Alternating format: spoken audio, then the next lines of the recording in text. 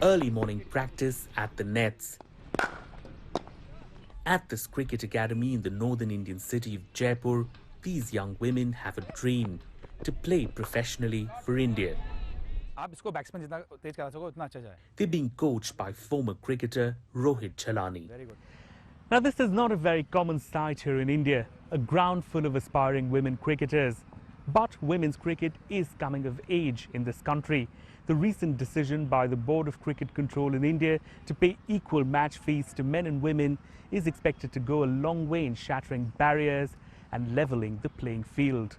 We'll be in sports only For many in this group who've left homes in other corners of India to learn the game, this is a big deal. I think it's a very good decision, and it will make our parents also more at ease because they know that we have a secured future in it. For me, my plan A is my plan B.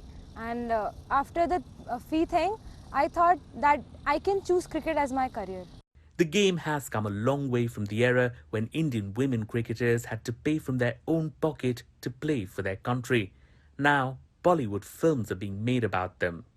And authorities seem to finally realize women's cricket can be a golden goose, says former India captain Purnima Rao. In the next 5 to 10 years, I can foresee a girl getting a $5 million contract like how Sachin did some years back. But the real game changer will be the women's IPL tournament scheduled for next year, which is expected to raise the profile of women's cricket in the country. Broadcasting rights for all of women's tournaments, which until now have always been bundled with men's cricket, might be sold separately, and brands are likely to make a beeline too. If today we are talking about X, whatever that number is, with this women's IPL coming, with a lot more TV exposure or media exposure that is going to happen because of that, this X can easily become 10X or 20X, probably I would say in the next 2 to 3 years' time.